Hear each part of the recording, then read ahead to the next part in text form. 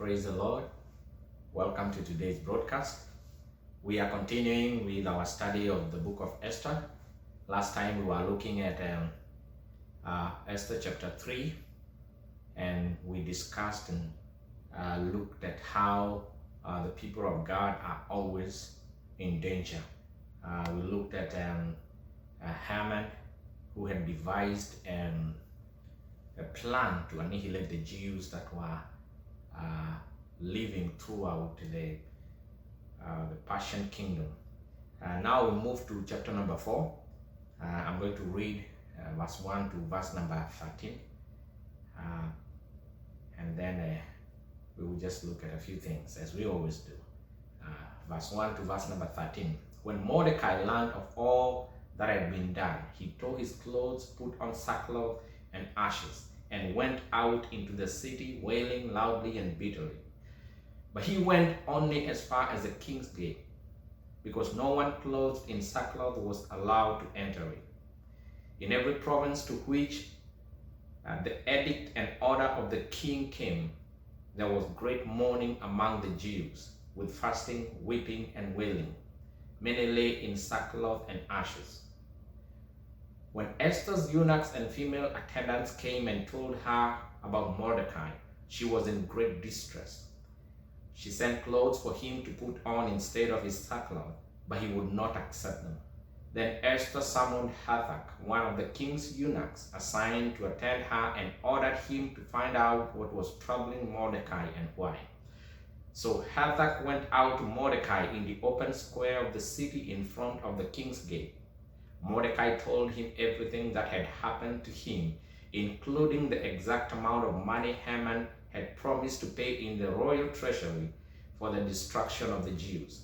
He also gave him a copy of the text of the edict for their annihilation, which had been published in Susa, to show to Esther and explain it to her. And he told him to instruct her to go into the king's presence to beg for mercy and plead with him for her people. Hathach went back and reported to Esther what Mordecai had said. Then she instructed him to say to Mordecai, all the king's officials and the people of the royal provinces know that for any man or woman who approaches the king in the inner court without being summoned, the king has put one law, that they be put to death unless the king extends the gold scepter to them and spares their lives. The 30 days have passed since I was called to go to the king.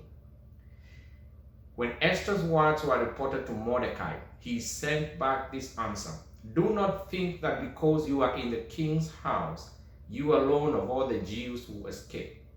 For if you remain silent at this time, relief and deliverance for the Jews will arise from another place, but you and your father's family will perish. And who knows but that you have come to your royal position for such a time as this. That's Esther chapter 4, verse 1 to verse 13. I intentionally read up to chapter 13, verse 13, and then in the next broadcast we will be starting from verse number 14 into the next chapter, chapter number 5. Now, today I want us to talk about divine purpose. This is something that I've been talking about again and again. The fact that God has a divine purpose for each and every one of us. He has a purpose for you. He has a purpose for me. And that's what the Bible teaches. It is a purpose of God that prevails. Now we see in the previous chapter, as we read, Haman has designed a plot to kill, to destroy, and to annihilate all the Jews in the Persian kingdom, in the Persian Empire. Now Mordecai learns about it, and he comes to plead with Esther. He comes to the king's gate and sends a word to Esther and says, go into the presence of the king and plead on behalf of your people, on behalf of the Jews. Now verse number 12 and 13, they are very important, and that's where I want really to talk about. Mordecai says, who knows but you have come to your royal position for a time as this. This is the climax. We are almost getting to the climax. See, God has been building a plan, has been building what he wants to do.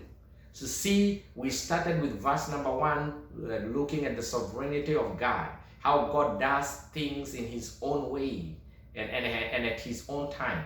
And he has been building things up. He has been preparing the way. He's been preparing the stage so that he may bring deliverance and salvation to his people. And that is how Esther came into the picture and became the queen in that great land, in the Persian Empire. And that is also how Vashti, the previous queen, was demoted and divorced by the king, bringing or creating an opportunity for Esther to be the queen, who was a Jew. She was Jewish, and who God would eventually use to save the Jews from destruction, from killing, and from annihilation. Now, Mordecai sends the word to Esther and says, go to the king and plead with him on behalf of the Jews. Talk to the king. You are the queen.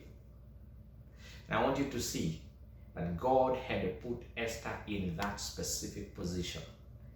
And this is what Mordecai reminds Esther. Who knows? But you have come to this royal position at a time as this. This is God's timing. This is God's doing. The enemy has been plotting and planning and designing to destroy the people of God. But in the same way, God has been planning and designing and strategizing how he is going to save his people. And in between there, you know, we know for sure that the devil uses people, and God also uses people. Now the devil is using Haman to destroy the people of God, and God raises Esther to save the people of God. Who knows that you have come to your royal position, to this position at this time? Who knows? And this is a great message to Esther and to us. God has a divine purpose for us. Mordecai reminds Esther that God has put you specifically, strategically in that position for a time as this, at this specific time, so that he may use you to preserve, to save, and to deliver his people. Now I want you to ask yourself, what purpose has God given you in your life? And for everyone that we read about in the Bible, read about Daniel, read about the prophets of old, read about Abraham and Isaac and Jacob, read about Adam and all the people that we read about in the Bible, we see that they had a specific purpose. And we see also in the same way that Jesus came into this world with a purpose to save us. Just as we see God using Esther here to save the people of God, which we will be seeing in the coming broadcasts and the coming chapters of the book of Esther, how God used Esther to save, to deliver the people of God, his people. What is the purpose of God in your life? What is the divine purpose? Your purpose is not to amass wealth, is not to become rich and famous and do all the other worldly things that we think about. Those things are good, and I am not against them. But what I'm saying is that's not the whole of life. There is a specific divine purpose that God has for you. For Esther, here we see God put her in that royal position at that particular time so that she she may be used by God so that she may preserve and save and deliver the Jews, the people of God, from killing, from destruction, and from annihilation. Now it's up to you and it's up to me to ask yourself and myself, what is your divine purpose? What is my divine purpose? And I'm going to ask you the same question that Mordecai asked Esther. Who knows? But you have come to your position, to this day, to your life, to your village, to your area, to your family. Who knows? You have come where God has put you at a time such as this, because God has a good divine purpose for you. It's up to you to look for it and realize and pray to God that He may show you, that you may be able to accomplish that purpose.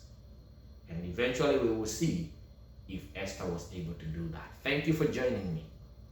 May God bless you.